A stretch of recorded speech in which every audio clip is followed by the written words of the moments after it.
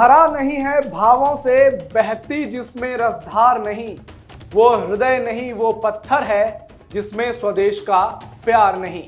पद्म भूषण राष्ट्र कवि मैथिली शरण गुप्त की ये पंक्तियां आज उस गद्दार पर सटीक बैठती है जिसका नाम तो ज्योति है यानी रोशनी, लेकिन उसके कर्मों ने उसकी दुनिया को अंधकार की काल कोठरी में डाल दिया है।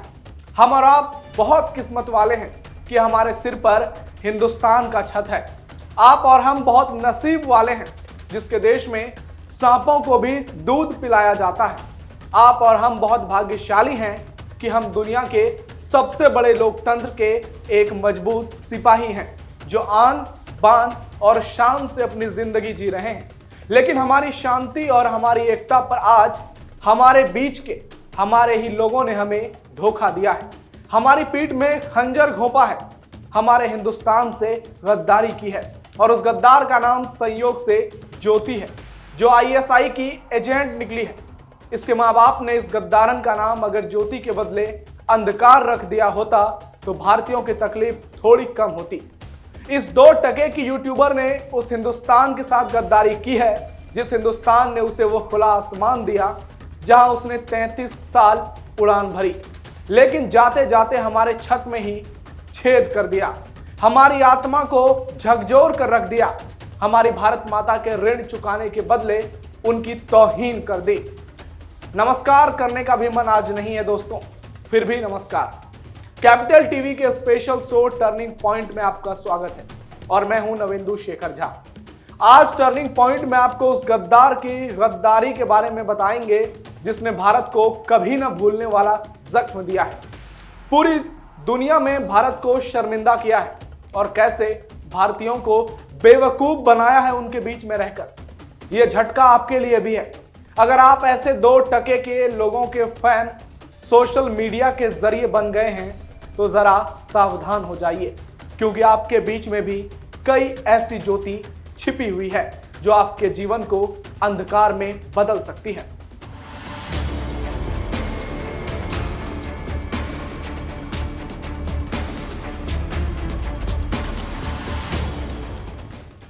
ज्योति मल्होत्रा नाम तो सुना होगा।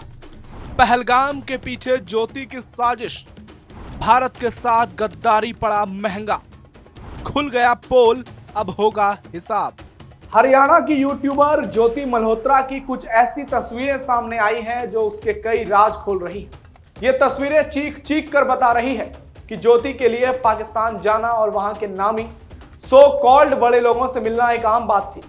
आखिर ज्योति के ऊपर किसका हाथ था? उसे कैसे इतनी आसानी से पाकिस्तान का वीजा मिल गया?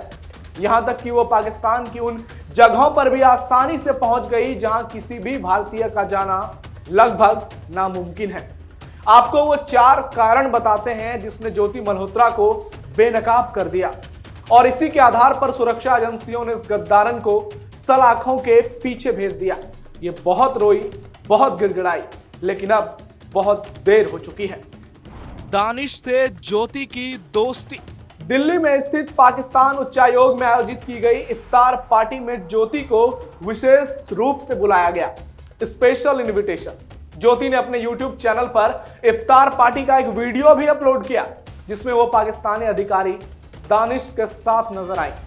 दानिश और ज्योति की सामने आई तस्वीर ये साफ बताती है कि ये दोनों एक दूसरे को अच्छे से जानते थे, तभी तो साथ में चिल कर रहे थे।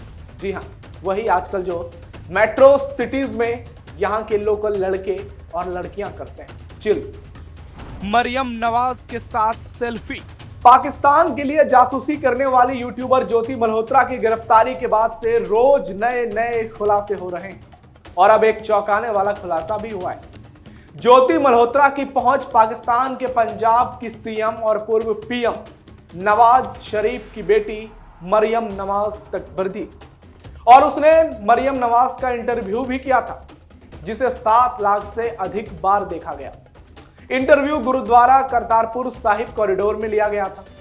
इंटरव्यू में ज्योति ने पाकिस्तान की जमकर तारीफ की थी और कहा था कि वो दूसरी बार पाकिस्तान आई है। बीते दिनों इस बात ने जोर पकड़ा कि मरियम नवाज पाक आर्मी चीफ मौलाना कठमुल्ला आसिम मुनीर की गर्लफ्रेंड है।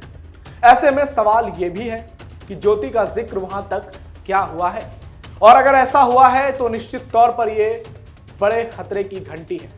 और अब तो ज्योति के तार चीन के साथ भी जुड़ने लगे हैं। जिस तरह से इसने चीन का दौरा किया है, पुलिस अधिकारियों के जहन में कई सवाल उठने लगे हैं।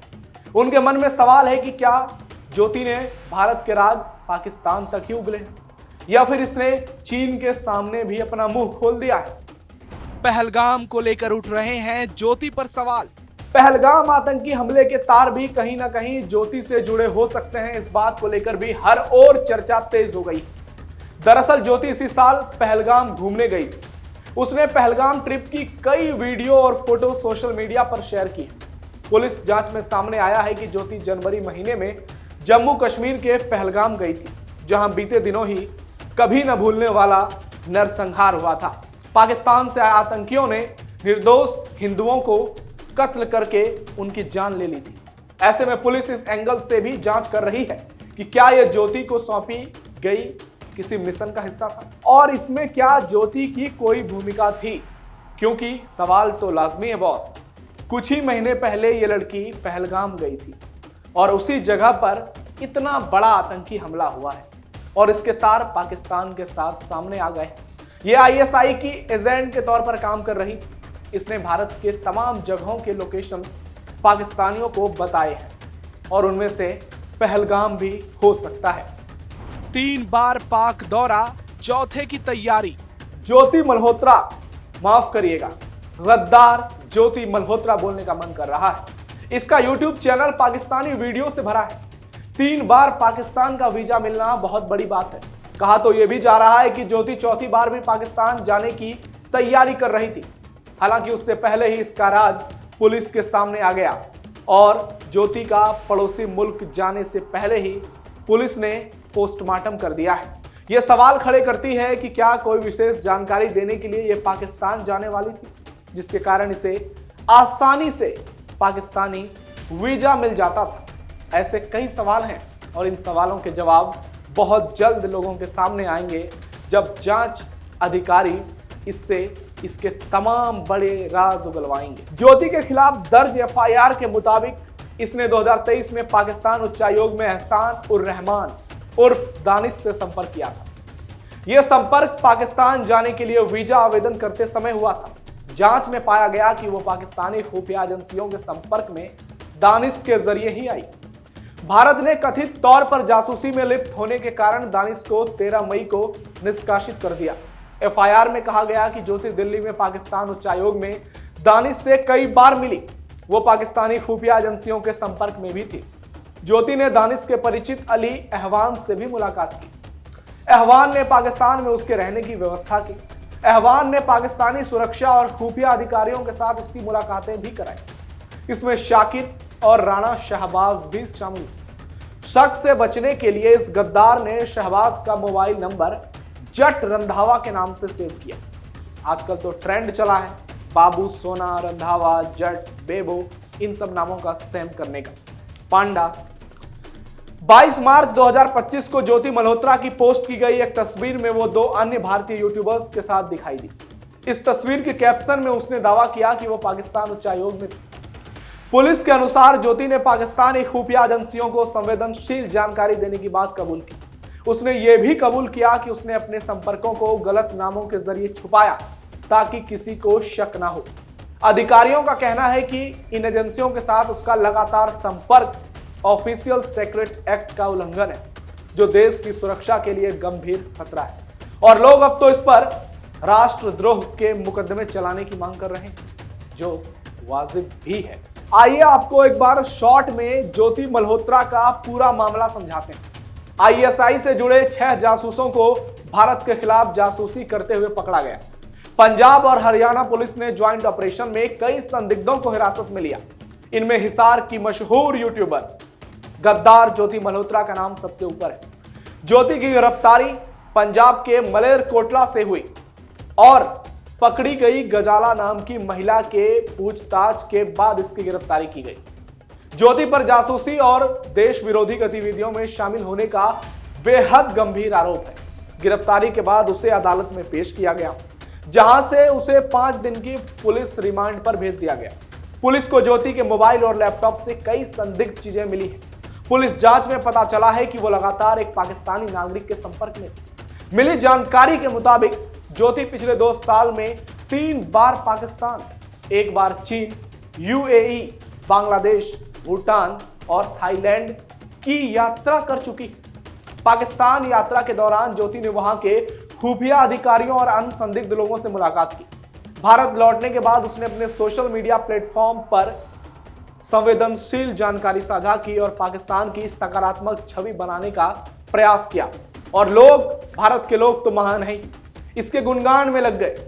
इसके पोस्ट पर लाखों व्यूज, कमेंट की बौछार आ गई। लोगों ने कहना शुरू कर दिया कि पाकिस्तान तो बहुत अच्छा मुल्क है, देखिए कितनी अच्छी पाकिस्तान की हवा है, पाकिस्तान जाना एक बार तो हमें जरूर जाना चाहिए। सुरक्षा एजेंसियों को शक है कि ज्योति ने न केवल गोपनीय सूचनाएं लीक की, बल्कि आईएसआई के इशारे पर भारत के खिलाफ प्रचार भी किया। उसके यूट्यूब चैनल पर अपलोड किए गए कुछ वीडियो में संदिग्ध कंटेंट की भी जांच की जा रही है। पुलिस अब ज्योति के बैंक खातों, यात्रा विवरण और उसके संपर्क में रहे लोगों की गहन जांच कर रही है। इसके साथ ही अन्य संदिग्धों की तलाश के लिए पंजाब और हरियाणा में जबरदस्त छापेमारी भी चल रही है और ताजा जानकारी के मुताबिक 4 और लोगों को गिरफ्तार किया गया है। क्या आपकी जानकारी भी ज्योति के पास है? आप लोगों से ही पूछ रहा हूं, क्योंकि इस गद्दार यूट्यूबर ज्योति मल्होत्रा के यूट्यूब और इंस्टाग्राम मिलाकर 5 लाख फॉलोअर्स हैं, जिसमें आप भी हो सकते हैं और आपकी जानकारी भी उसके पास। सावधान रहिए, आपके आसपास भी कई ऐसे लोग होंगे जो आप पर पैनी नजर रखते होंगे। आपकी हर एक गतिविधियों को वो बहुत नजदीक से मॉनिटर करते होंगे। किसी के इशारे पर वो आपकी जिंदगी से खिलवाड़ कर सकते हैं, आपकी जिंदगी बर्बाद कर सकते हैं, आपके परिवार को बहुत बड़ा गम दे सकते हैं, क्योंकि 150 करोड़ की आबादी में हर एक हिंदुस्तानी अपने आसपास ज्योति मल्होत्रा जैसे जासूस भूत को नहीं पहचान पाएगा। ऐसे फर्जी यूट्यूबर की चपेट में मत आइए, जो लोग पूरे दिन बैठकर फालतू के रील वीडियो और ऐसे 2 टके के यूट्यूबिया पर अपना समय खर्च करते हैं। अगर उतना समय देश के लिए, अपने परिवार और समाज के लिए और अपने निजी करियर पर लगाएं तो बहुत कुछ बदल सकता है और आप बदलेंगे तभी देश भी बदलेगा। ज्योति अपने YouTube चैनल पर देश विदेश के स्थानों की यात्रा और उस स्थान की डिटेल शेयर करती है और इसमें भारत के कई जगहें भी शामिल हैं। हम सरकार और देश की कानून व्यवस्था से गुजारिश करते हैं कि इस गद्दार को ऐसी सजा मिले कि कोई ज्योति अंधकार में बदलने से पहले ही बुझ जाए। अपना विशेष ख्याल रखिए, अलर्ट रहिए और सावधान रहिए, अपने आसपास पर नजर रखिए। जय हिंद। टर्निंग पॉइंट की यह खास स्टोरी कैसी लगी आपको? कमेंट बॉक्स में बताइए और इस गद्दार ज्योति मल्होत्रा पर आपकी क्या राय है? आप इसके लिए कौन सी सजा की मांग करते हैं?